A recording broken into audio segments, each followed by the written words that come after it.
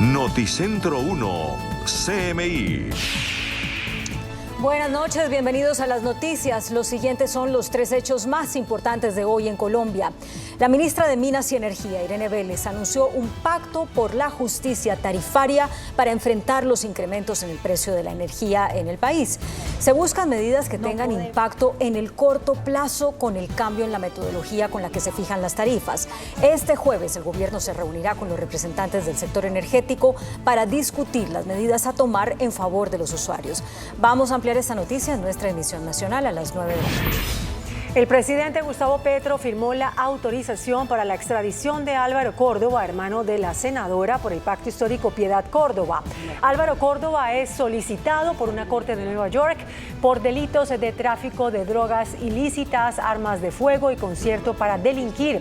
Con la firma del presidente Gustavo Petro en la resolución que autoriza su extradición, es cuestión de días para que Córdoba, quien está detenido desde febrero de este año, sea puesto a disposición de la justicia estadounidense. Ampliación de esta noticia en nuestra emisión nacional a las 9 de la noche. La Corte Suprema de Justicia absolvió a 2 hombres que habían sido condenados a 10 años de prisión por un presunto abuso sexual, teniendo en cuenta elementos como que tanto ellos como su víctima estaban departiendo y quedaron en alto grado de embriaguez. La Corte advierte que por el alto grado de alicoramiento, la víctima no se acuerda de que fue abusada. Ampliación de esta noticia en nuestra emisión nacional a las 9 de la noche. Las siguientes son las noticias más importantes del mundo hoy. Precio del petróleo se desploma por primera vez desde el inicio de la guerra en Ucrania. Informe advierte que Europa está cada vez más cerca de caer en recesión. Rusia anuncia referendos para anexar 4 regiones ucranianas a su territorio. Alarma por récord de muertes de migrantes que intentaron ingresar a Estados Unidos. Revelan que Trump tenía documentos confidenciales sobre armas nucleares en su casa de Florida. Con Claudia Palacios y Margarita Ortega. El precio del petróleo cayó por debajo de los $90 por primera vez desde febrero y podría seguir desplomándose. Los expertos pronostican que la caída puede ser mayor a la de 2020 en medio de la amenaza de una recesión global que reduciría la demanda de crudo. Una jornada de fuerte volatilidad vivió la industria del petróleo en momentos en los que el valor del dólar se encuentra en máximos de 20 años, en los que el crecimiento de China, que es el principal importador mundial de crudo, se ha ralentizado, y los temores de una tercera subida consecutiva de las tasas de interés por parte de la Reserva Federal de Estados Unidos cuando se reúna el próximo 21 de septiembre. El precio del petróleo Brent, de referencia mundial, cayó por debajo de la barrera clave de $90 por barril, algo que no ocurría desde febrero antes de la invasión rusa de Ucrania. Mientras el precio del barril WTI para entrega en octubre se derrumbó 5,68%, un mínimo desde inicios de enero, en medio de un creciente pánico cuando los expertos pronostican el mayor desplome desde 2020 ante la amenaza de una recesión global que reduzca la demanda de crudo. Agravada por los esfuerzos del G7 por limitar el precio de venta del petróleo ruso para negar a Moscú los máximos ingresos que busca por sus exportaciones energéticas para financiar su guerra contra Ucrania.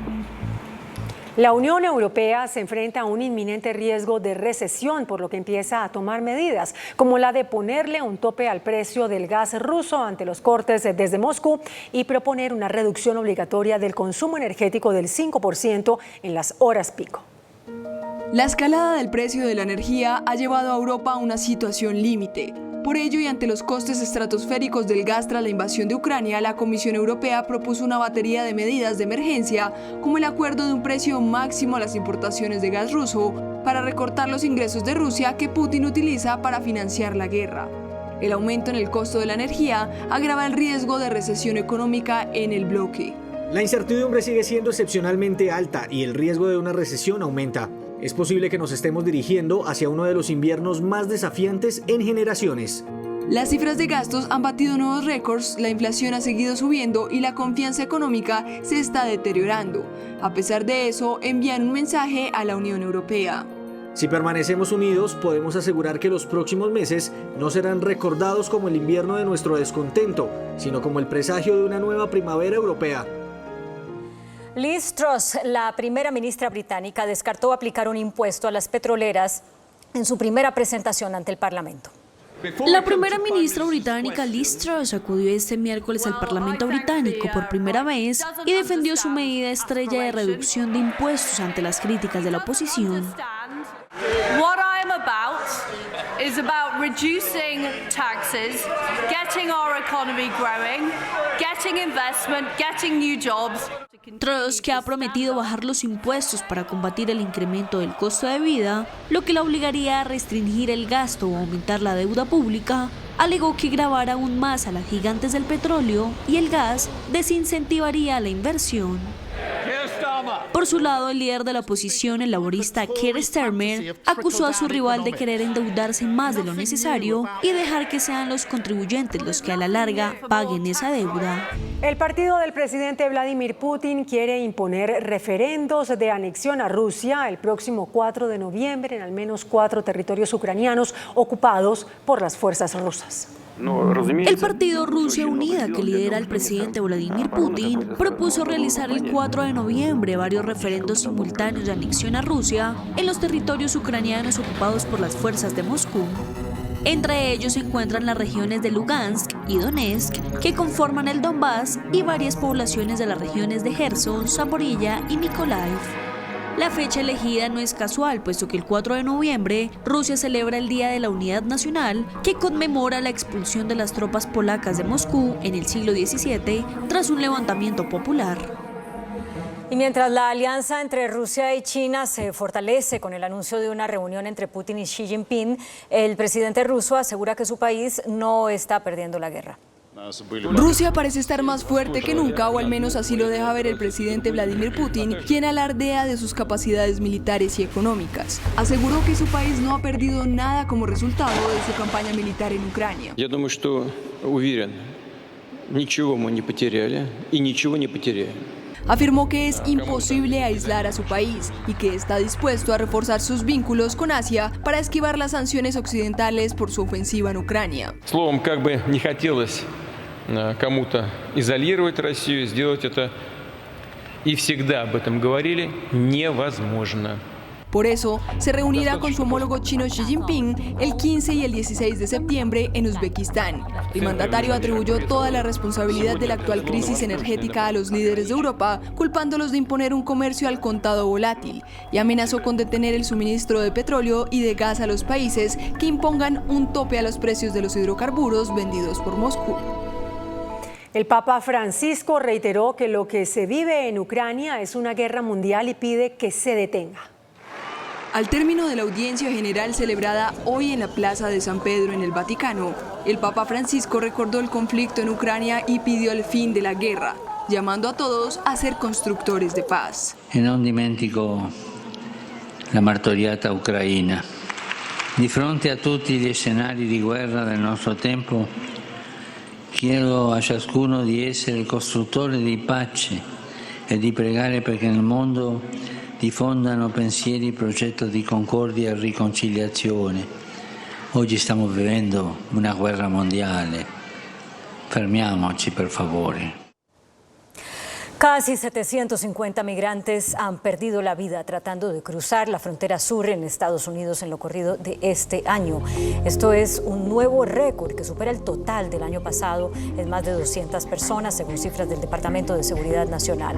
Los migrantes frecuentemente se enfrentan a un terreno peligroso al cruzar la frontera, incluyendo el calor extremo del desierto, aguas peligrosas y al crimen organizado. El FBI halló un documento confidencial sobre las armas nucleares de otro país en la casa de Trump, en Florida. El periódico estadounidense The Washington Post reveló que uno de los documentos ultrasecretos incautados por el FBI en la residencia del expresidente de Estados Unidos, Donald Trump, describía las capacidades nucleares y de defensa militar de una potencia extranjera. El informe no menciona el país cuya defensa y capacidad nuclear eran citadas en los documentos. Según el diario, contenidos como esos requerían permisos especiales sobre la base de que exista la necesidad de conocerlos en lugar de una autorización genérica con la etiqueta de ultrasecreto. El periódico, que cita fuentes anónimas cercanas al caso, señala que algunos de los documentos hallados en la mansión de Trump en Mar-a-Lago tenían una reserva de confidencialidad tan alta que solo el presidente y funcionarios del gabinete o cercanos a él podrían autorizar a otros miembros del gobierno para acceder a ellos. Masivas protestas de estudiantes en Chile afectaron la operación del tren subterráneo en la capital, Santiago, como parte de una movilización de alumnos de secundaria para demandar una mejora de las condiciones de educación. Desde horas de la mañana, el metro de Santiago empezó a reportar suspensiones temporales de varias estaciones de su red debido a la presencia de estos jóvenes que se manifestaban tanto dentro como fuera de las instalaciones e incluso se sentaban en los andenes. Barack y Michelle Obama volvieron por primera vez juntos a la Casa Blanca para desvelar sus retratos oficiales. El expresidente Barack Obama y su esposa Michelle Obama regresaron a la Casa Blanca para la ceremonia de presentación de sus retratos oficiales, un evento que Donald Trump decidió no llevar a cabo durante su mandato. En los retratos se observa al exmandatario de pie sin expresión sobre un fondo blanco y ella sentada en un sofá en el Salón Rojo con un vestido formal azul claro. We hold an inauguration to ensure a peaceful transition of power. Those of us lucky enough to serve work, as Barack said, as hard as we can for as long as we can, as long as the people choose to keep us here. El retrato de Barack Obama fue pintado por Robert McCurdy y el de Michelle por Sharon Sprung. La pintura de Obama está destinada a exhibirse en el gran vestíbulo de la Casa Blanca, la tradicional exposición de cuadros de los dos presidentes más recientes. Apple anunció el lanzamiento de su nueva línea de iPhone 14. Estos nuevos modelos podrán enviar mensajes de emergencia a través de una nueva función satelital. La empresa de tecnología estadounidense Apple anunció el lanzamiento de su nueva línea de iPhone 14 en su evento Far Out en California. Los dispositivos presentados en principio fueron los iPhone 14 y iPhone 14 Plus con pantallas de 6.1 pulgadas y 6.7 pulgadas respectivamente, de forma que es posible tener un área mayor para la visualización de videos y juegos en los smartphones. La nueva cámara de fotos que captura imágenes con sus 12 megapíxeles incrementa no solo la calidad del color, sino también un mejor congelamiento de las imágenes. En cuanto a los de alta gama, es decir, el iPhone 14 Pro y Pro Max, incluyen un nuevo notch en forma de píldora que se integra con nuevas animaciones de notificaciones como llamadas, mensajes y porcentaje de batería. A partir de noviembre, todos los modelos de iPhone 14 podrán enviar mensajes de emergencia a través de una nueva función satelital, una medida de seguridad que permite a los usuarios solicitar ayuda cuando se encuentran en áreas remotas sin conexión inalámbrica. Los nuevos iPhone 14 tendrán un precio que oscila desde los $800 y los $1,100 y la preventa está establecida para dar inicio este viernes 9 de septiembre. Muy buenas noches. El tema nacional de discusión hoy en Colombia continúa siendo el proyecto de reforma tributaria.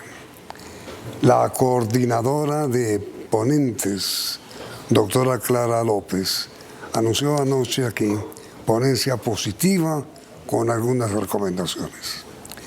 El doctor Óscar Darío Pérez, representante por el Centro Democrático, es uno de los economistas con especialización en tributación más respetados del Parlamento. Él es nuestro invitado de esta noche. Hace más de 20 años pertenece al Congreso de la República y siempre ha integrado las comisiones de asuntos tributarios de Cámara y Senado. A ver, doctor Óscar Darío, buenas noches, gracias por aceptar. David, muchas gracias a usted por la invitación y por permitirnos informarle a la opinión pública cómo vemos nosotros este proyecto. Esta mañana, ustedes, los del Centro Democrático, tuvieron reunión con el ministro de Hacienda.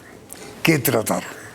Bueno, esta mañana la oposición, que somos nosotros, los únicos de oposición, le expresamos al ministro de Hacienda que todavía nosotros no veíamos claro por qué presentaban un proyecto de reforma tributaria y cuáles eran los sustentos para el mismo. Mirando la situación fiscal del país, que no es la mejor, pero tampoco puede ser una situación deplorable. Mirando el excelente resultado de recaudos tributarios, no solamente los impuestos ordinarios, sino la lucha contra la evasión, las utilidades de Ecopetrol, en fin, tantos conceptos. Y dijimos, hombre, ministro, nosotros estamos pensando en presentar una ponencia negativa, o sea, un proyecto que diga que no se necesita esta reforma tributaria. El ministro dijo, bueno, eso lo pueden presentar, claro, pues es el derecho de los congresistas. Si no triunfamos en ese propósito, porque tienen mayorías en el Congreso, nosotros también tratamos de hablarle a 10 millones de colombianos que no votaron por el doctor Petro, 10.700.000. Y a los empresarios, y a los consumidores, y a los ahorradores, y a los inversionistas, que están esperando también qué es lo que dice la oposición. En el evento en que eso no resultara favorable, que es posible que no, ya entraremos a discutir el proyecto presentado por el gobierno y tendremos muchas proposiciones, muchísimas, son 69 artículos y nosotros solos como fuerza política vamos a presentar más de 70 proposiciones. A ver, doctor Pérez, cumpliendo una ley constitucional, los partidos políticos definieron hoy su posición frente al gobierno. Partido Liberal se declaró partido de gobierno. Partido de la U se declaró partido de gobierno. Partido Conservador, la guió, como dicen, se declaró partido de gobierno. El único que se declaró oposición fue el Centro Democrático. E Independiente Cambio Radical. Sí, señor. ¿La oposición de ustedes es política o económica? La posición de nosotros, además de política, porque nosotros también representamos una muy buena porción de la población colombiana, y nosotros también interpretamos el querer de más de 10.700.000 colombianos que no estuvieron de acuerdo con el programa del doctor Petro. Además de tener una posición política, tenemos una posición técnica, una posición económica, una posición de no oponernos por oponernos, sino decir, bueno, si es que va finalmente a salir una reforma tributaria, preguntémonos cuál y también para qué. Porque los 25 billones que se aspiran a recaudar no todavía nos han dicho en qué es lo que se van a invertir o hacia qué rubro del gasto van o si van a aliviar la situación fiscal. Esa es una pregunta que no nos han respondido. No, pero el ministro de Hacienda, con todo respeto, hizo ayer una conferencia de prensa donde dijo lo que van a hacer. Dijo claramente que había que cerrar la gran brecha social que hay en Colombia, que había que atender el déficit fiscal, que había que responder por la deuda pública. Él explicó muy claramente. Perfecto, entonces como explicó, dijo que va para dos partes. Una parte para aliviar la situación fiscal, sí. O sea, déficit fiscal, deuda pública, etcétera. Sí. Y la otra parte para cerrar la brecha. Sí. También hay que decirlo, que la economía creciendo al 10.7% el año pasado y a más del 9% al primer semestre de este año, también está orientada a cerrar la brecha. Es que los subsidios no se han desaparecido, Familias en Acción sigue vigente, Ingreso Solidario sigue vigente, el programa de apoyo al empleo formal sigue vigente, la matrícula cero sigue vigente, la disminución de la pobreza sigue vigente. Ahora, que se puede acelerar más esos procesos, coincido, estoy de acuerdo. Entonces, ya que el ministro nos dijo que va para un lado y que va para el otro, yo no sé si a ustedes en la rueda de prensa dijo, porque no estoy enterado, de los 25 billones, ¿cuánto va a cerrar la brecha y cuánto va al déficit fiscal? Sí, él lo determinó, pero mire, ¿a usted qué tan seria le parece la OCDE? Me parece una institución absolutamente respetable. Exactamente. La OCDE ha dicho que el recaudo actual en Colombia, el recargo tributario, es insuficiente y que la reforma tributaria que propone el gobierno es la adecuada. Muy bien. Vamos por la primera parte, que la profundidad tributaria de Colombia es insuficiente. Está medida por ahí por el lado del 19%. Y países similares la pueden tener en el 22, 23, 24%. Países desarrollados ya estarán en el 34, 35. Sobre el Producto Interno. Es sobre, o sea, el recaudo tributario versus el Producto Interno Bruto. Sí. Entonces, seguramente que tendremos que mejorar en esa materia. Nadie lo podrá desconocer. Pero también eso tiene una especie de mito, porque es que yo no sé si en ese 19% están incluidos los impuestos territoriales. Es que los únicos impuestos que paga un colombiano no son los impuestos nacionales, también está el impuesto predial, también están los impuestos de industria y comercio, los impuestos de vehículos, también están los impuestos al consumo. Los impuestos al consumo, cuando usted compra una cerveza o cuando usted compra un licor o cuando usted compra una comida en un restaurante, usted paga un impuesto al consumo. Entonces esos impuestos no sé si estén contabilizados dentro de ese 19% que no está. Pero aceptemos que todavía hay que tributar más. En ese sentido no estamos en contra. Es más, hubo una reforma en el gobierno anterior que generó un enorme estallido social y era de mucho menos alcance que esta. Claro que han hecho unos esfuerzos enormes por decir que hay grandes diferencias entre las dos reformas. Y cuando usted las empieza a mirar cercanamente, las diferencias no son tan apreciables. A ver, mi querido representante, la gran posición del gobierno que no ha generado una oleada, digamos, de protestas populares, es que buena parte del ingreso de la reforma tributaria será dedicado, ha dicho el gobierno, a cerrar la brecha, aliviar la pobreza, darle ingresos a la gente que no los tiene.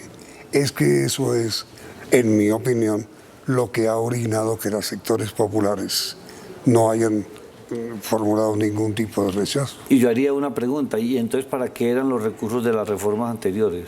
No eran para lo mismo, para cerrar la brecha. Pero era el gobierno anterior. Sí, claro, pero entonces quiere decir que una reforma presentada por un gobierno es distinta a una reforma parecida presentada por otro. Pero bueno, ahí no está el fondo del asunto. ¿Cuántas reformas no aplicó el doctor Uribe siendo presidente? Sí, claro, y todas iban orientadas a disminuir la pobreza, a mejorar las condiciones de vida de la gente, a mejorar la posibilidad de acceder a una vivienda. ¿Y usted por qué entonces no se opuso también? No, es que yo no me opuse porque tampoco me he opuesto a todas las reformas. La reforma del presidente Santos, que aumentó el IVA del 16 al 19, nos opusimos a ella. El Congreso la pasó. Es que yo me he opuesto en tantas reformas tributarias en las que he participado, me he opuesto a muchísimos temas, incluyendo las reformas del presidente Uribe, porque es que yo sí no tengo un ojo para mirar las reformas, yo tengo los dos ojos. ¿Qué efectos negativos piensa usted, doctor Pérez, puede provocar la reforma tributaria si es aprobada como está planteada? Tiene unos efectos pecaminosos, sin lugar a dudas. Y así la OCDE diga que le parece adecuada, que no lo creo, en su conjunto tiene cosas absolutamente indeseables. Por ejemplo, esta reforma frena el desarrollo, el crecimiento económico, porque desvirtúa la importancia de la inversión. La inversión que en el primer semestre fue de casi 10.000 millones de dólares, con esta reforma queda prácticamente desaparecida. No, mire cómo vamos a ponerle una tarifa de impuesto de dividendos que puede llegar a ser del 39%, que sumado a lo que paga una empresa que es del 35%, combinadas pueden llegar a ser tarifas del 70, del 75%. Eso nos hace inviables. Esos dividendos hay que modificar esa tarifa. Hoy tenemos una tarifa de dividendos del 10, hoy, pero llegar hasta el 39, si no nos desatrasemos pues en un solo día. Entonces, eso tiene gradualidades. Yo supondría que el tema de dividendos necesita una modificación sustantiva, no cosmética. Ganancias ocasionales. Pero, ¿qué son ganancias ocasionales? Bueno, ya quedó claro lo de dividendos. Sí. Vámonos a ganancias ocasionales. Son las ganancias extraordinarias. Cuando una persona se muere, ¿qué es lo que deja? Una herencia. O hace un legado, o hace una donación. Eso se considera una ganancia ocasional. Cuando una persona vende un inmueble y lo tiene avaluado en 100 y lo venden 500, la diferencia entre 500 y 100 es una ganancia ocasional. Cuando una persona se gana una lotería, una rifa, una apuesta, eso es una ganancia ocasional. Hoy, las ganancias ocasionales pagan el 10%. ¿Y el proyecto? Antes pagaban el 33%, las pasamos al 10% y se aumentó el recaudo 10 veces. Escuche bien. ¿Y cuánto propone la reforma? La reforma propone llevarlas casi al límite del impuesto de renta del 39%. Entonces eso lo que va a generar es una enorme evasión. Eso tiene que ser moderado. ¿Cuánto podrá ser eso? Yo no sé cuánto será, pero yo me imagino que puede subir un poco del 10%, pero subir proporcionalmente al 12%, al 13%, no sé si al 15%. Y dar un mecanismo que permita que las personas, usted o todos los televidentes que nos están viendo, puedan subir el valor de sus bienes inmuebles en las declaraciones de renta, sin que ese incremento les implique que la DIAN les caiga y les diga, ay, aquí hay una conciliación patrimonial. Le explico eso. Usted tiene una casa en su declaración de renta en 100 millones, que es el valor catastral. Y en la práctica, comercialmente esa casa vale 1.000 millones. Si usted en su declaración de renta no la pone en 100, sino que la sube a 500, ganancia 500, no, 500. Eso es la diferencia entre 100 y 500, son 400 millones. Entonces le va a decir la DIAN, ¿y usted dónde sacó los 400 millones para subir eso? Yo no, es que es el valor de mi casa. Entonces usted apenas se ganó 200 millones, me tiene que pagar impuesto sobre los otros 200, como se llama un impuesto de renta. Entonces la reforma tiene que permitir que se aumenten los valores de los bienes inmuebles, que se aumenten sin que haya ese peligro de que la DIAN vaya y los persiga por diferencia patrimonial. Es importante que las personas mantengan actualizados el valor de sus bienes. Eso es importante. Ahora, mire, doctor Pérez, el ministro de Hacienda y el gobierno en general han dicho, unos y otros, parlamentarios que lo apoyan y gobierno, que la reforma no afectará ni a la clase, ni los sectores estratos bajos, ni a la clase media. ¿Eso en su opinión es cierto o es falso? Respóndame después de comercial.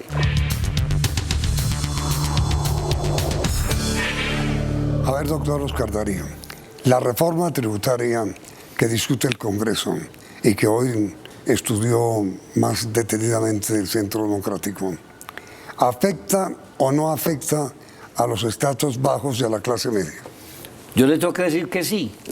Le quisiera decir que no, pero a contrapelo de lo que muchos afirman, sí los afecta. Entonces, ¿no dice la verdad el gobierno? No es que no diga la verdad, sino que desde el punto de vista de ellos, los afecta muy marginalmente. ¿Y es cierto? Desde el punto de vista mío, los afecta muy directamente. Por ejemplo. Por ejemplo, los impuestos saludables. Tienen un sano propósito, que la gente consuma y cambie sus hábitos saludables. Pero al usted incorporar un impuesto a las bebidas azucaradas y a los alimentos ultraprocesados, usted está cobijando una gama amplia de alimentos que no sé qué porcentaje sean de la canasta familiar, pero sea el porcentaje que sea, son productos que consumen los estratos más pobres de la población. La misma exposición de motivos dice que por concepto de los impuestos saludables se piensan recaudar unos 2.5 billones de pesos. El 93% de esos impuestos no los va a pagar los estratos 4, 5 y 6. 4, 5 y 6 van a pagar el 7%. Entonces, ahí tiene una afectación directa. Hoy el salchichón o la morcilla o la butifarra o los embutidos son casi que la proteína de la gente más pobre. Ahora, que eso tiene un propósito sano, estoy de acuerdo, que la gente no consuma bebidas azucaradas, que no consuma esos productos o esos embutidos o esos productos ultraprocesados, pero que afecta a la clase más desfavorecida, sin lugar a dudas. Es más, la inflación hoy, que la inflación es otro impuesto, sobre todo para los más pobres. Acaba de decir el DANE que es del 10.8%. Para los más pobres la inflación está en el 11.88%, porque la inflación es diferencial. A la clase media es distinta, a la clase alta tiene menos rigor la inflación. Si usted dicen que estos ultraprocesados y estas azucaradas le puede sumar 2 puntos a la inflación. 2 puntos. Entonces, sin lugar a dudas, sí afecta a la clase menos favorecida. Plásticos de un solo uso. Hoy todos los alimentos van en plástico. O usted ha visto una bolsa de leche que no vaya en plástico, o una libra de carne, o el empaque de los huevos. Los empaques. Esos plásticos no se pueden volver a utilizar, porque esos son plásticos que por razones higiénicas tienen que desecharse. En los estratos más bajos ya usted va a una tienda de barrio y ya usted compra 3.000 pots de arroz. Entonces los empacan en una cosa plástica. No es que le vendan una libra de arroz. Entonces, eso tiene un efecto directo sobre los productos de la canasta básica familiar. Dicen las Soplásticos que eso puede impactar el valor del plástico que se le traslada al precio final a un 87% de la canasta familiar. ¿Cuánto? Yo no sé cuánto. Medio punto de inflación o 1 punto. Entonces, eso de alguna manera sí tiene un comportamiento que va a llegar a las clases más desfavorecidas. Entonces, frente a su pregunta, ¿los toca? Sí los toca. La clase media, el que se gane 10 millones de pesos no podemos graduarlo de rico. No. Es clase media y va a tener un impacto en sus niveles tributarios, sea asalariado o tenga otras rentas, pero como persona natural va a resultar afectado. Son 8.2 billones de pesos que se van a recaudar. Entonces algunos dicen ahí, hombre, es que apenas 10 millones de pesos se ganan el 2.4% de la población. Pues primero no comparemos toda la población, sino la población económicamente activa, que es menos que toda la población. Y así sea un reducido grupo, de todas maneras impacta a una clase media que trata de vivir más adecuadamente con lo que se gana. Entonces, ¿toca la clase más desfavorecida y la clase media? Sí. Y mire, doctor Pérez, con base en sus argumentos, usted y en general los parlamentarios del Centro Democrático, ¿por qué en vez de proponer el hundimiento de la reforma, no proponen una contrarreforma en donde se recaude lo que la nación necesita para superar su déficit fiscal fundamentalmente y para cerrar la brecha también fundamentalmente, en vez de anunciar que se va a hundir? No, es que nosotros no anunciamos que se va a hundir. Nosotros estamos anunciando de que vamos a presentar una ponencia negativa porque creemos que no podemos ponerle freno a la economía y que como va bien. Pero como eso seguramente no va a pasar ya mismo, ese es un mensaje que nosotros queremos mandar también. Después vamos a entrar en el campo al que usted nos invita. Nosotros vamos a ser aportantes. Ahora, la reforma tiene cosas buenas. Usted no me ha preguntado de eso. El régimen simple es bastante bueno. Viene bueno desde el gobierno Duque y aquí lo mejoran y se puede mejorar más. ¿Sabe cuántos están vinculados al régimen simple? 70.000 contribuyentes. Podrían estar 5 millones. ¿Qué es el régimen simple? El régimen simple es aquel régimen tributario para los pequeñísimos negocios, los negocios chiquiticos y negocios que están en la informalidad, que le tienen miedo al Estado. Venga, vincúlense aquí. Es la tarifa de esos impuestos debería ser hasta 0. Hay nosotros tenemos, eso se lo tiene el proyecto y es una cosa buena. El proyecto tiene unos elementos para luchar contra la evasión y la ilusión. Nosotros los vamos a apoyar. En materia de patrimonio, había un impuesto temporal, pero lo vuelve permanente. Lo vuelven permanente. Del 1%. Del 1%. Arranca en el 0.5% de 3.000 millones hasta 5.000. Y de 5.000 en adelante el 1%. Pero el pecado que tiene es que es permanente. Eso debería ser temporal. Acabó de morirse el impuesto de patrimonio que decretamos en la ley 2155 por 2 años. Yo creo que este impuesto de patrimonio, esa es una de nuestras propuestas, aceptando la invitación suya de que vamos a presentar modificaciones de que no sea permanente y no temporal. El señor director de impuestos y el señor ministro de Hacienda han dicho en todos los reportajes que les hemos hecho que la reforma solo afecta especialmente al 2% de la población que tiene ingresos altos y que no afecta al 90 y pico % restante. ¿Eso no es cierto? Pues yo acabo de decirle a usted que no sé cuántas personas, cuántos millones de personas consumen bebidas azucaradas y pero eso es con respecto a la otra parte de la... Pero es que esos son colombianos. Son 8 o 10 millones de colombianos. Un solo ejemplo. En Colombia hay cerca de 500.000 tiendas. tiendas de barrio. Y esas tiendas, el 60% de sus ventas son esos productos. Pero entonces, doctor Pérez, entonces también se afectan. Si se eliminaran esas dos partes de la reforma, lo que tiene que ver con las bebidas azucaradas y lo que tiene que ver con los productos ultraprocesados, esos dos temas, ¿sería buena la reforma? Si eso se elimina, pues se le quita el sesgo de que afecte a la clase más desfavorecida. Todavía queda lo de los plásticos de un solo uso, pero que quede claro que yo tampoco estoy enviando un mensaje que quiero que no se haga nada con la población para que se siga envenenando con productos que no son hábitos alimenticios saludables. No, tampoco es eso.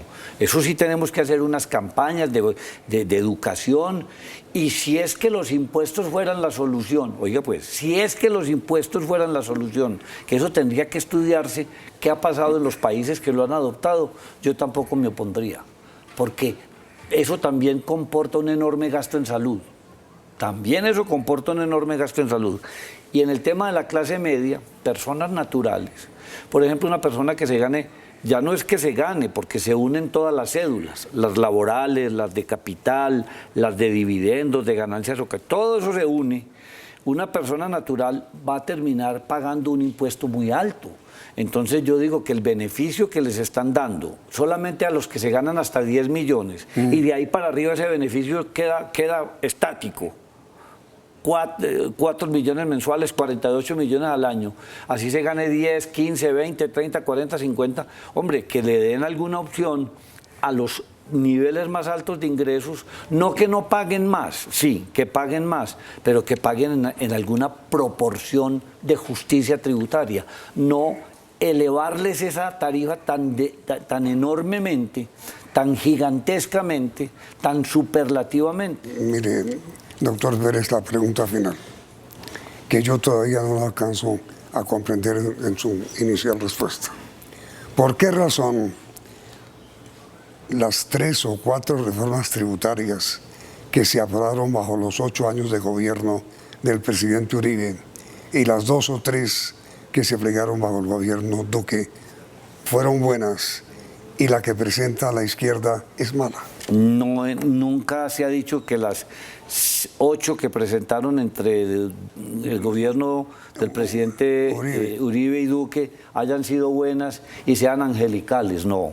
Les hicimos muchísimas modificaciones. Siendo yo de ese partido, ojalá usted, bueno, es que ojalá no, pues es que yo aquí vine también muchas veces a explicar eso, y en muchos medios, que no estaba de acuerdo, que no acompañaba, que rechazaba, y las modificamos apreciablemente. Pero le quiero decir una cosa, esas reformas en el mayor, que de las mayores que yo recuerde, recaudaban entre 12 y 13 o 14 billones de pesos. Es que esta es de 25, con posibilidades de llegar a 50. Finalmente, para redondear, sí, evidentemente, la reforma tributaria presentada por el gobierno Petro va a aliviar la situación de terrible pobreza que vive altísima población de este país, es buena.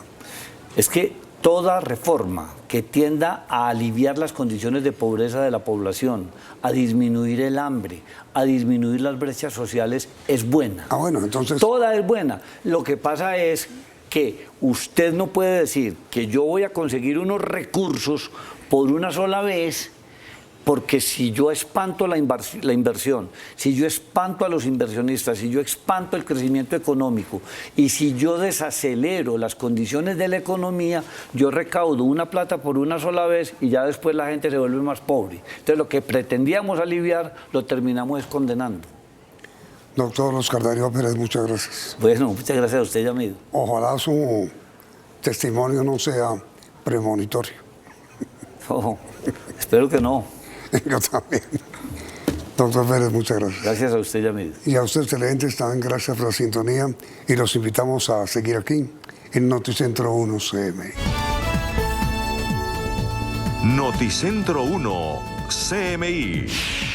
Pacto con generadores y comercializadores para bajar tarifas de energía, propone el gobierno. Ministra de Minas, Irene Vélez, propone no someter las tarifas al crecimiento de inflación. Gobierno descarta creación de Fondo de Estabilización para la Energía. Ministro de Hacienda dice que no hay recursos para crearlo. Siguen bloqueos en el Guavio. Mañana reunión de emergencia. Protección a indocumentados colombianos en Estados Unidos plantea el gobierno. Presidente Petro firma extradición de hermano de Piedad Córdoba. Corte falla sobre abuso sexual en estado de embriaguez. La paz total no es ingenuidad, dice ministro de Defensa. Solo habrá 2 partidos de oposición en Colombia y 2 independientes. Partido Liberal será de gobierno. Corte Constitucional pide regular crédito para educación superior. Crece criminalidad en el país. Más de 6.600 homicidios este año. La noche es la hora preferida para delinquir, dice informe de excelencia a la justicia. Abandonados otros 2 cuerpos esta noche en Bogotá. La corrupción encarcela a la justicia, dice el presidente. Con Claudia Palacios y Margarita Ortega. Iniciamos nuestra segunda hora de noticias. La ministra de Minas, Irene Vélez, propuso un pacto por la justicia tarifaria para enfrentar los incrementos que se vienen presentando en los precios de la energía, sobre todo en la costa caribe. El alza de precios en las tarifas de energía, que se refleja en una inflación que ya toca niveles de los últimos 20 años, llevaron al gobierno nacional a tomar medidas. El costo de vida, el aumento del índice de precios al productor y las mayores pérdidas de las empresas operadoras de energía llevaron a tarifas exorbitantes con mayor afectación en la costa caribe en más del 40%. La ministra de Minas y Energía, Irene Vélez, habló con Noticentro 1 CMI y anunció que se busca un indicador específico para el sector que no esté atado al crecimiento de la inflación. Porque aquí hay una diferencia entre cuando la energía se produce, por ejemplo, con una fuente renovable a cuando se produce con una fuente renovable no convencional o cuando se produce con una termoeléctrica. Y ese tipo de especificidades deben contemplarse desde el indicador. La funcionaria explicó que se tiene una serie de propuestas que podría incluir cambios en los contratos para buscar una tarifa razonable para los usuarios, pero sin afectar la parte económica de las empresas. A través de un pacto de voluntades con los generadores, porque esos son unos contratos que se rigen bajo unas reglas de libre mercado, entonces ellos deben tener esa voluntad de hacer ese ajuste en los contratos ya adquiridos. La ministra de Minas, Irene Vélez, se reunirá con todos los actores del sector energético del país con el fin de tomar las medidas necesarias que estabilicen los precios de la energía en el territorio nacional.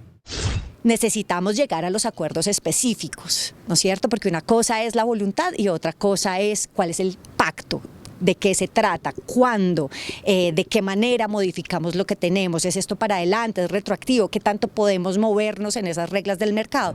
La ministra de Minas afirmó que se revisará el tema de la costa con las empresas operadoras Afinia y Aire, al considerar que es fundamental para el gobierno que las 2 compañías mantengan su operación. En medio del debate por las altas tarifas de energía en la costa caribe, el ministro de Hacienda, José Antonio Campo, advirtió que no hay dinero para la creación de un fondo de estabilización tarifario. Un fondo de estabilización es la propuesta que hizo desde Cartagena la Asociación Nacional de Servicios Públicos Andesco para bajar las tarifas de energía que hoy están pagando los hogares en la costa caribe. Y donde el gobierno en ese fondo pondrá unos recursos que podrán salir de la reforma tributaria que se está en este momento estudiando y que para eso verdaderamente es la parte social. En la costa hay un punto que es muy importante, son las pérdidas, y esas pérdidas se están incorporando a la tarifa. ¿Y qué estamos diciendo? Que para eso el gobierno tendrá que dejar y destinar unos recursos para que se siga cumpliendo el tema y baje de verdad de la noche a la mañana un porcentaje importante del valor de la facturación, sin poner en riesgo la prestación del servicio. Sin embargo, esta posibilidad no la comparte la Asociación Colombiana de Generadores de Energía y fue descartada por el gobierno. La reforma tributaria no va a dar ningún recurso específico a ningún sector. Eso tiene que ser autofinanciado, no puede haber recursos de presupuesto para ese fondo. A nosotros nos gustaría explorar primero unas soluciones regulatorias a instancias de la institucionalidad que hay hoy creada para dar esas discusiones, pero además creemos que esa es la forma de poder encontrar una solución más rápida en el corto plazo. El Ministerio de Minas y Energía, por su parte, propuso un pacto por la justicia tarifaria, propuesta que están dispuestas a dialogar las empresas prestadoras de energía. Estamos abiertos a buscar alternativas que permitan aliviar el bolsillo de los usuarios, y hemos tenido varias reuniones a nivel gremial con el Ministerio, con la señora ministra de Minas y Energía, al interior del gremio nuestro que es ASOCODIS. De acuerdo con el gerente de Afinia, si no se llega a un acuerdo, las tarifas de energía estarían vigentes hasta el 2025. Por su parte, el alcalde de Medellín, Daniel Quintero, advirtió que EPM podría devolver al Estado la operación de Afinia, que presta el servicio de energía en la costa. Según el mandatario local, crear un fondo de estabilización de tarifas requiere de una inversión de al menos 8 billones de pesos y le hizo una propuesta al gobierno nacional. Que cree un fondo que permita que esas platas no sean pagadas por los ciudadanos, que en cierta medida es injusto, porque lo que están pagando es la plata que se robaron la empresa española que estuvo manejando esa empresa durante varios años. Y aclaró que EPM no está en condiciones de asumir el total del costo de las obras de infraestructura que se requieren en esta región a través de Afinia, la filial del grupo empresarial que se encarga de la administración del servicio en esta zona de Colombia. Si el gobierno dejó que se robaran esa plata, los gobiernos anteriores, pues debería ser el gobierno el que ponga la plata para garantizar que eso no se le pase a los ciudadanos. El alcalde de Medellín también dejó sobre la mesa la propuesta de plantear cambios en la regulación para que las ciudades puedan subsidiar con su capacidad la energía en estratos bajos. Continúan los bloqueos en el acceso a la hidroeléctrica del Guavio. La comunidad que demanda mejoras en las vías de acceso se reunirá mañana con representantes de la gobernación de Cundinamarca. En una verdadera trocha se convirtió la vía que conduce a la hidroeléctrica El Guavio, ubicada en Ubalá, Cundinamarca. Solo los conductores más osados se atreven a transitar este estrecho y peligroso camino. El reclamo generalizado de la comunidad es hacia Enel, que es quien afecta las vías de manera principal. La protesta tiene en riesgo la operación de la hidroeléctrica más grande del país. Nosotros tenemos restricciones de movilidad para ingresar o pasar por algunos bloqueos. Aunque la gobernación de Cundinamarca destinó maquinaria y adelantó una licitación por 4.600 millones de pesos, pidió a Enel invertir en la vía. Es fundamental la voluntad de Enel de reconocer que utilizan la vía con vehículos pesados y que deben aportar para su mantenimiento. Mañana se llevará a cabo una reunión con las autoridades, los manifestantes y Enel para intentar desbloquear la vía. Colombia solicitará a Estados Unidos adoptar un estatuto temporal de protección para los migrantes colombianos que están de manera irregular en suelo estadounidense. Así lo reveló el embajador en Washington, Luis Gilberto Murillo, durante su posesión. Tres son las prioridades fundamentales que le designó el presidente Gustavo Petro al nuevo embajador en Washington, Luis Gilberto Murillo. En el acto de posesión, el embajador así lo manifestó. 1. La lucha contra el cambio climático y entre ella, defender la selva amazónica. 2. La paz total, que tiene 3 ítems. La garantía del cumplimiento del proceso con las FARC, las posibles negociaciones de paz con el ELN y el proceso de sometimiento o acogimiento con las bandas delincuenciales que comprometen a narcotraficantes y antiguos paramilitares. Pero sin duda, el tema de la migración, que es el tercer enfoque para las nuevas relaciones, el nuevo paradigma que quiere buscar el presidente Gustavo Petro, es el que más le interesa en este momento al embajador Murillo. Tanto que van a pedirle medidas especiales al gobierno de los Estados Unidos, un estatuto temporal al migrante colombiano como el que en Colombia se aplica a los venezolanos. Estamos planteando a los Estados Unidos, lo vamos a hacer, de que se considere el otorgamiento del estatus de protección temporal a la población colombiana que se encuentra en condiciones muy difíciles en los Estados Unidos. Eso implica un mejor tratamiento, la legalización de su condición, de su situación en los Estados Unidos, mientras se mejoran o mientras pueden realmente tener una ruta de integración a esa sociedad o regresarse al país en mejores condiciones. Y en el tema de las drogas, el presidente manifiesta que hay que decirlo de frente, que la lucha antinarcóticos ha fracasado. Así se lo dijo a la generala del Comando Sur de los Estados Unidos, Laura Richardson. El fracaso de la política antidrogas. Yo creo que hay que llamarlo así, sin miedos. La política que se llamó guerra contra las drogas en tiempos de Nixon para acá, ha fracasado. Y es nuestro deber ante los mismos Estados Unidos, pero también ante el mundo, no solo decirlo, sino proponer alternativas. El embajador Murillo viajará la próxima semana a Washington para personarse directamente ya en terreno de la diplomacia colombiana ante el gobierno de Joe Biden. Y el presidente Gustavo Petro autorizó la extradición a Estados Unidos de Álvaro Córdoba, hermano de la senadora Piedad Córdoba. Álvaro Córdoba, hermano de la senadora del Pacto Histórico, Piedad Córdoba, es solicitado por la Corte Distrital de los Estados Unidos para el Distrito Sur de Nueva York por delitos de tráfico de drogas ilícitas, armas de fuego y concierto para delinquir. Un agente de la DEA dijo que tenía vínculos con las disidencias de las FARC. En su defensa, el señor Córdoba, lo mismo que la senadora Piedad, siempre han alegado que el proceso en su contra es fruto de un entrampamiento para desprestigiar a la legisladora. Ahora, con la firma del presidente Gustavo Petro en la resolución que autoriza su extradición, es cuestión de días para que Álvaro Córdoba, quien está detenido desde febrero de este año, sea puesto a disposición de la justicia de los Estados Unidos. Ustedes saben que hay una cooperación judicial muy importante en términos de extradición y que va a continuar, pero con una propuesta que ha hecho el presidente. Depende y se subordina a los objetivos que se tengan de la paz completa, de la paz total. Al cumplir justo hoy su primer mes de gobierno, el presidente Gustavo Petro ya ha autorizado 17 extradiciones, pero sin duda la que más llama la atención y controversia política generará es la de Álvaro Córdoba, por ser el hermano de una congresista de la coalición multipartidista que lo llevó a la presidencia de la República. Esta noche el ministro de Justicia, Néstor Osuna, aclaró que de los 3 delitos por los cuales fue solicitado Álvaro Córdoba por los Estados Unidos, el gobierno Petro solo autorizó la extradición por uno solo: concierto para importar narcóticos, que el extraditable tiene 10 días para presentar los recursos de ley de reposición y que en caso de que sea confirmada la extradición, se le solicitará al gobierno de los Estados Unidos las garantías procesales. Gerardo Aristizábal, Noticentro 1, CMI. La Fiscalía vinculó a una investigación por lavado de activos a la influencer Aida Victoria Merlano. Noticentro 1 CMI revela los detalles del proceso. La situación de Aida Victoria Merlano se complica tras la audiencia en la que un juez la condenó por 2 delitos por ser cómplice en la fuga de la excongresista Aida Merlano.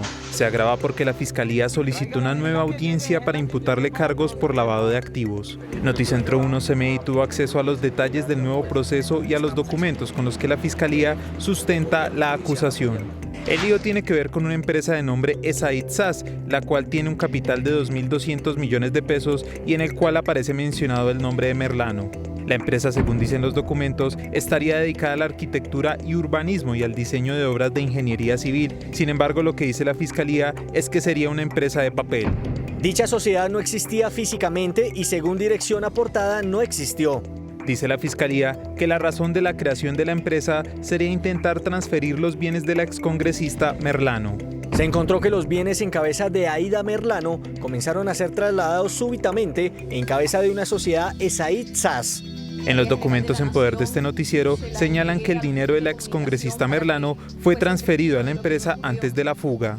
Figuran como socios Aida Victoria Merlano, José Antonio Manceda, mismos que hacen parte del núcleo familiar de la afectada, lo que nos da a entender que buscaban el ocultamiento de dichos bienes. La Fiscalía ni siquiera nos ha hecho entrega ni traslado de la denuncia o del material probatorio que tenga en contra de Aida Victoria, que es lo que hemos exigido, por lo menos conocer las particularidades de la denuncia previo a una imputación. No lo han hecho y han jugado el papel mediático de generar presión para llevar entonces a un nuevo proceso a Aida Victoria Merlano. El próximo 17 de septiembre, un juez leerá el monto de la condena que tendrá que pagar Aida Victoria Merlano por la fuga de su madre y en los próximos días se fijará la fecha para la audiencia por el nuevo proceso por lavado de activos. La Corte Suprema de Justicia absolvió a 2 hombres quienes habían sido condenados por abuso sexual. La Corte determinó que no se probó el delito por factores como el alto grado de embriaguez. La Corte Suprema absolvió a 2 hombres que fueron condenados en 2018 a 10 años de cárcel por los presuntos tocamientos eróticos que, según la Fiscalía, ejercieron en los senos y genitales de una compañera de estudios al salir de una rumba en un taxi.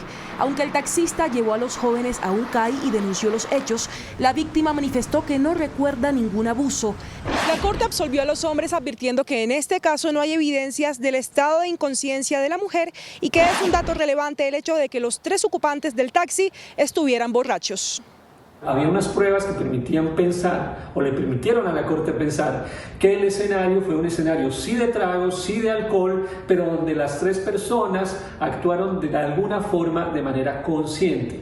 Es decir, la Fiscalía no demostró que más allá de los tragos, más allá del alcohol de este grupo de amigos, hubo un acto de abuso. El juez quedó maniatado a la versión de una persona que estaba en un estado profundo de embriaguez y por eso el llamado de atención es a corroborar. No es extraño que, por ejemplo, una persona no recuerde todo lo que hizo mientras estaba embriagada. Advierte la decisión. El ministro de Defensa, Iván Velásquez, dijo que no hay ingenuidad en la paz total. Las declaraciones del ministro de Defensa se dieron en el marco de un debate de control político en la Comisión Segunda de la Cámara. Se hace la oferta, pero no somos ingenuos. Y se sabe que algunas organizaciones pueden jugar también a la paz con el propósito de fortalecerse para la guerra. Y eso es algo que el gobierno va a mirar siempre con mucho detenimiento, con mucho cuidado, sin ingenuidades. El ministro señaló que los grupos que siguen delinquiendo recibirán una respuesta del Estado para confrontar sus acciones agresivas. Grupos que han enviado mensajes al gobierno de estar interesados en la propuesta de paz total, que sin embargo siguen matando como matan policías, por ejemplo. Y ahí tiene que haber una definición también. En ese mismo sentido, el jefe de la cartera de Defensa dijo que debe haber diferencia entre los grupos con los que se va a negociar. Su origen ha tenido un contenido político, luego las negociaciones con el ELN son políticas. Respecto de otras organizaciones son conversaciones jurídicas o negociaciones jurídicas. Esa es la diferencia. El ministro de Defensa aseguró que cuando se habla de paz, la fuerza pública tiene que estar fortalecida y tener capacidad de reacción. La Comisión de Paz del Senado convocó a un diálogo nacional el próximo 29 de septiembre para que gobierno, partidos políticos y organizaciones sociales exijan a los grupos armados ilegales un cese del fuego multilateral. Los integrantes de la Comisión de Paz del Senado aprobaron hoy la realización de la convocatoria a finales de este mes en Bogotá para que los grupos violentos escuchen el clamor del país y decreten un cese del fuego multilateral. Necesitamos que en todo el país se produzca este alto al fuego y para eso el día 29 de septiembre vamos a tener aquí en el Congreso de la República un gran evento, una cumbre nacional para hacer ese llamado a todos los grupos armados. Según informes que recibió la Comisión de Paz, en algunas regiones del país hay un tácito alto el fuego entre los grupos criminales y de ellos con la fuerza pública. Por lo menos 25.000 pacientes con enfermedades crónicas que recibían tratamientos con medicinas hechas con base de cannabis están preocupados porque desde hace 2 meses no reciben sus medicamentos debido a una interpretación del anterior gobierno que prohibió a la CPS entregar este tipo de medicinas. Carlos sufre desde hace 2 años de dolor crónico, fibromialgia y artrosis. Él estaba recibiendo un tratamiento con base en productos de cannabis medicinal.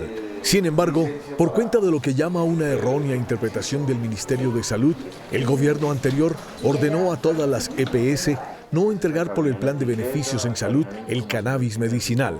Desde diciembre del 2021 hay total claridad sobre la financiación de las preparaciones maestrales con cannabis. Sin embargo, esa financiación quedó suspendida ahora en julio de este año. Una decisión que afecta no solo a Carlos, sino a casi 25.000 pacientes. En este momento llevo 20 días sin recibir medicamento alguno. La verdad, me la paso acostado, es muy poco lo que salgo debido al dolor. La depresión me tiene realmente sumido, tanto es que he pensado en hablar con mi psiquiatra y pedir suicidio asistido. Los pacientes más afectados están diagnosticados con enfermedades como epilepsia, Parkinson, Alzheimer, entre otros. Y eso nos ha traído a nosotros una avalancha de problemas enormes porque los pacientes han regresado a su condición anterior, es decir, sin ninguna respuesta. Estos pacientes ponen su confianza en el nuevo gobierno para remediar la terrible situación que están enfrentando. La Corte Constitucional pidió al gobierno que regule los créditos educativos para educación superior. La Corte analizó estadísticas de los actuales créditos del ICETEX y señaló que se hace necesario que el Estado garantice apoyo financiero para acceder a la educación. Un informe de la Corporación Excelencia en la Justicia revela un aumento en los homicidios. Más de 6.000 casos se registraron en el primer semestre del año. El reloj de la criminalidad 3, así se titula esta investigación que da cuenta de 6.617 homicidios perpetrados en los primeros 6 meses del año. Este estudio permite precisamente identificar en lo que hace de este año que es la noche el escenario preferido por los delincuentes para cometer sus irregularidades. Deja ver esta preocupante cifra que en promedio se asesinan a 37 personas al día. Cada 39 minutos se pierde una vida. El empleo de armas para cometer estos asesinatos ha aumentado. En el 76,8% de los casos se han usado armas de fuego. En el 17,9% se han usado armas blancas. De acuerdo con el informe, los días sábados y domingos se registraron en promedio 54% más casos en comparación a cualquier otro día de la semana.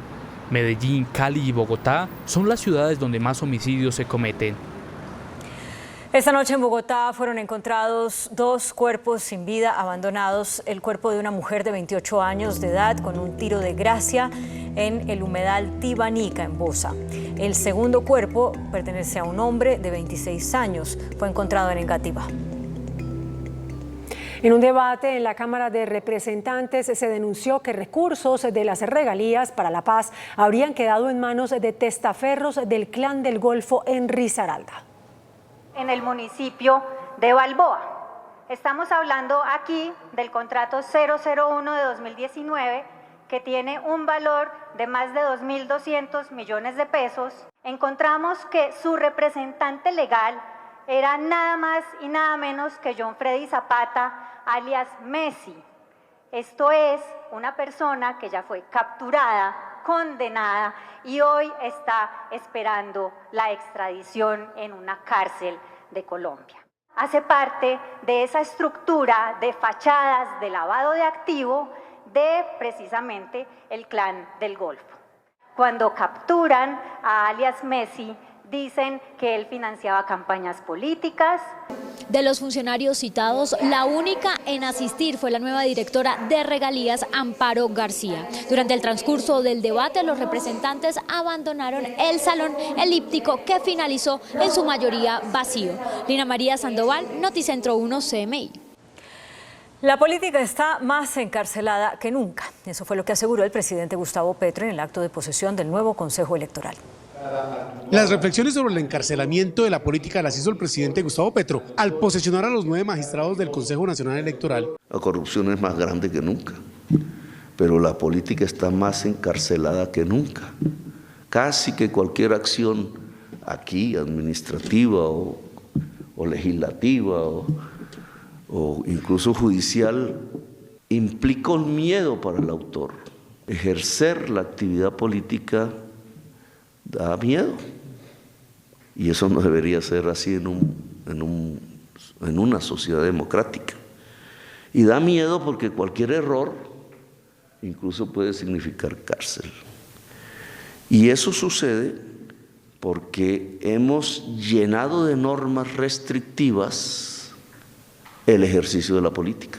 Dice el presidente que precisamente las normas hacen que los corruptos sepan cómo burlarlas.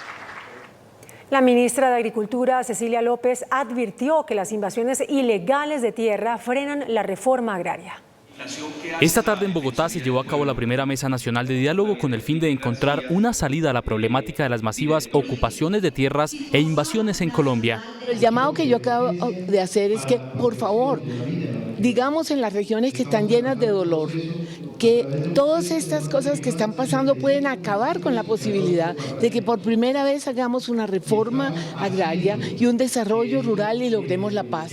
Alcaldes de municipios donde se vive la problemática expresaron su preocupación por la situación que pareciera salirse de control. Nos acaban de invadir de nuevo la finca El Chimam, 100 indígenas aproximadamente.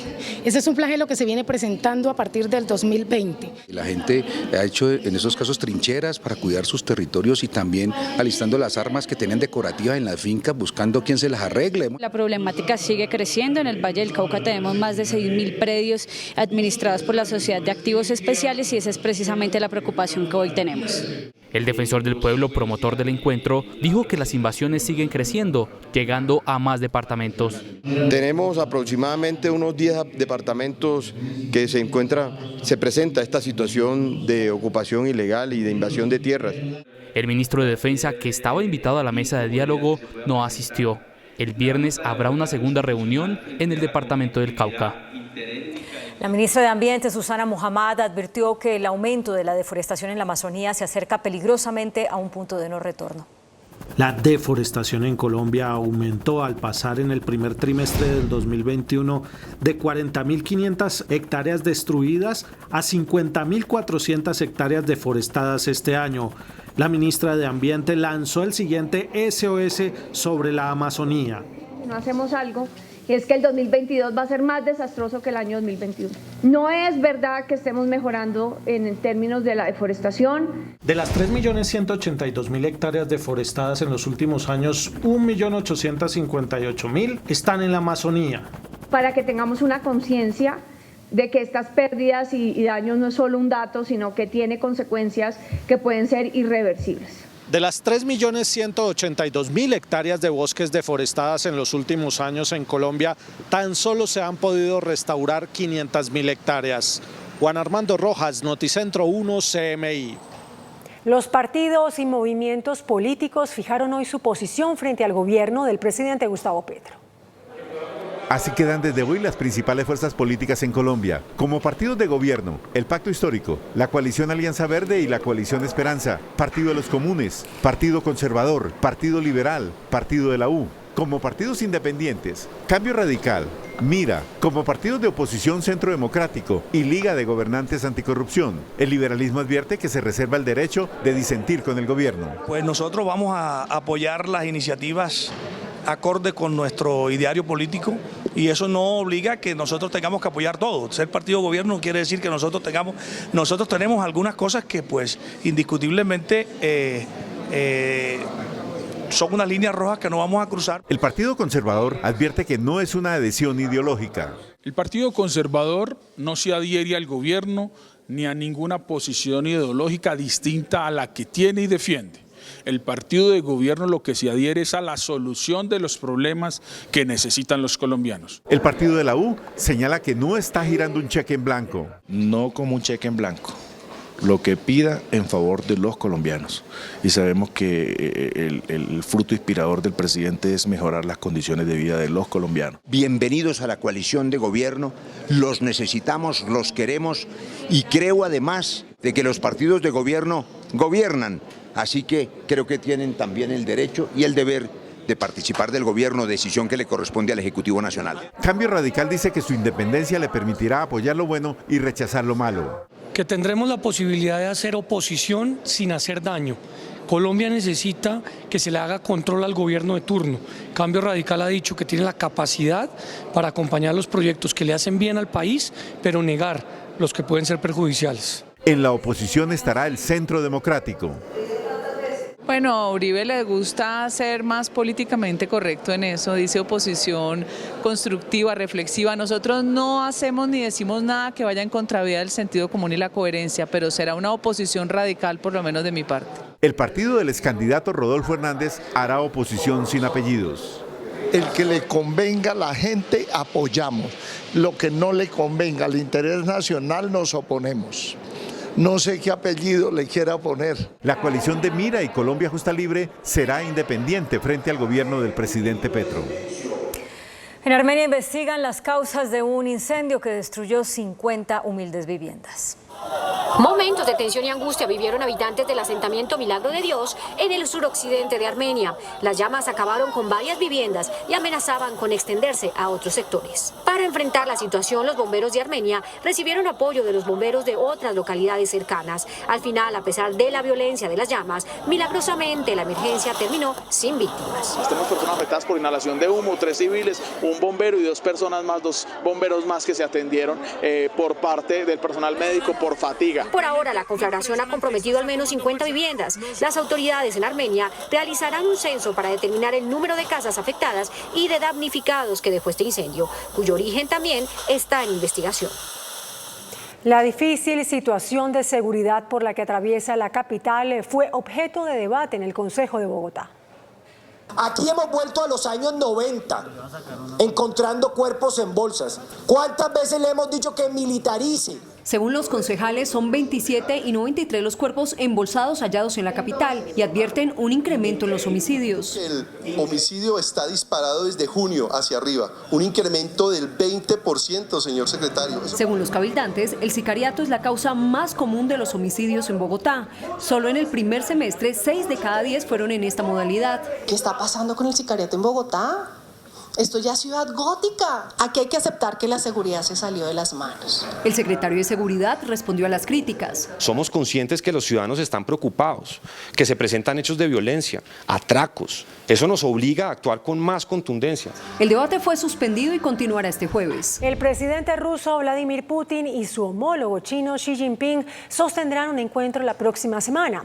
El petróleo cayó por debajo de $90. Las noticias del mundo en Noticentro 1 CMI. Los presidentes de Rusia y China se reunirán el próximo 15 y 16 de septiembre en Uzbekistán durante una cumbre regional que será motivo para el primer viaje al extranjero de Xi Jinping desde el inicio de la pandemia y una oportunidad de oro para Vladimir Putin, que busca estrechar lazos con sus aliados en Asia. El precio del petróleo cayó por debajo de los $90 por primera vez desde febrero y podría seguir desplomándose cuando los expertos pronostican la mayor caída desde 2020, ante la amenaza de una recesión global que reduzca la demanda de crudo.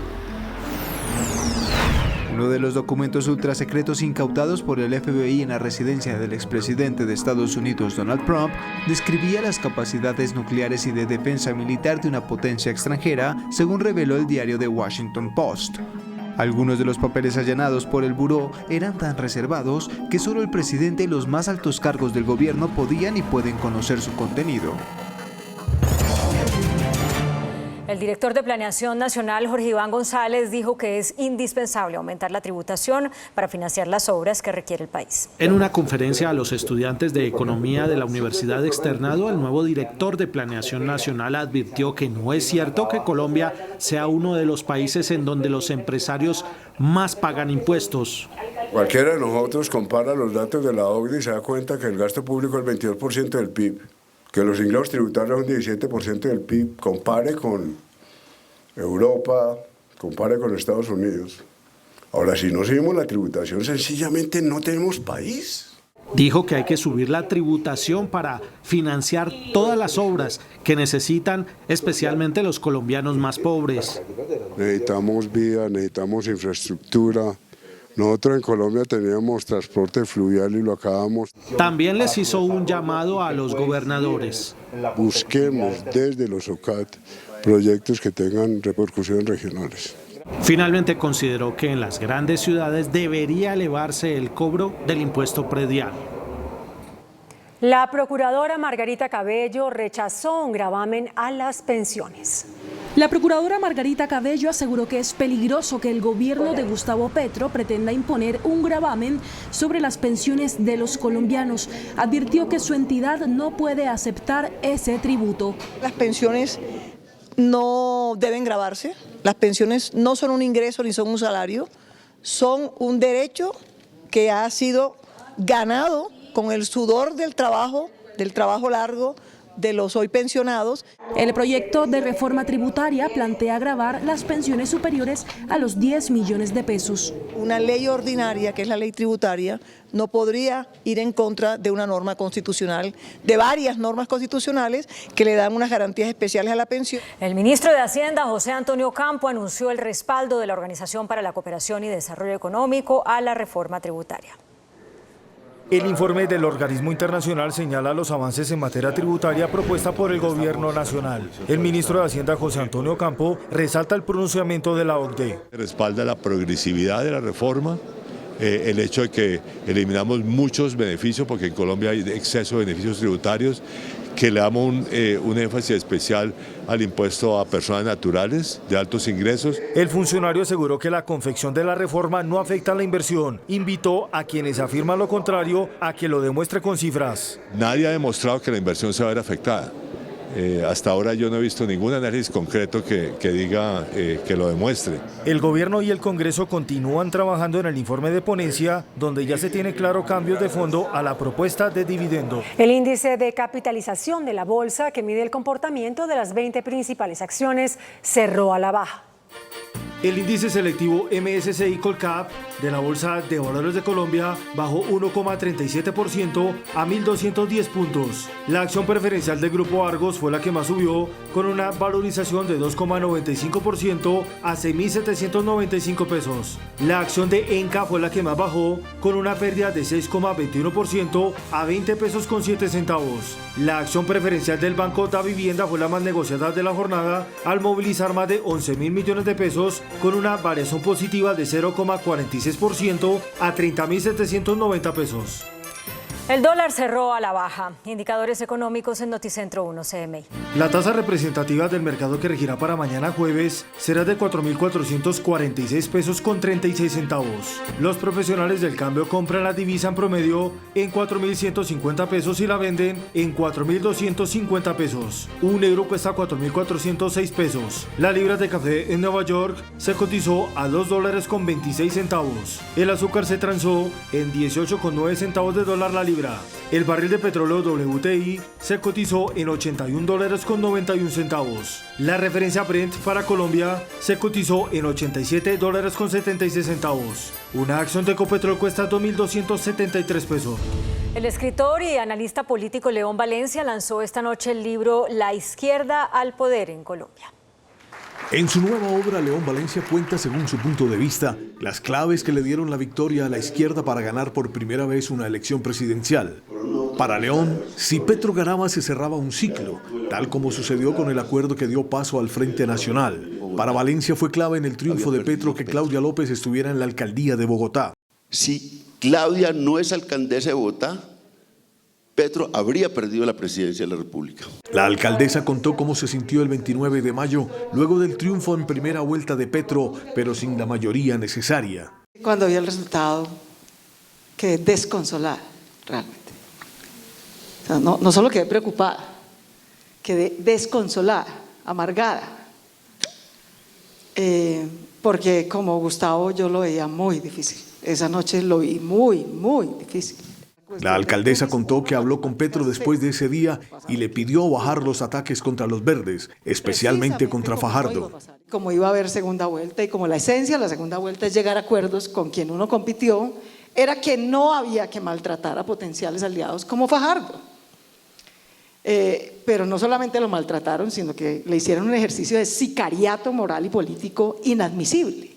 Los dos destacaron el papel jugado por Mocus en el triunfo de Petro, claves de una historia que permitieron, como el título del libro lo indica, la llegada de la izquierda al poder en Colombia.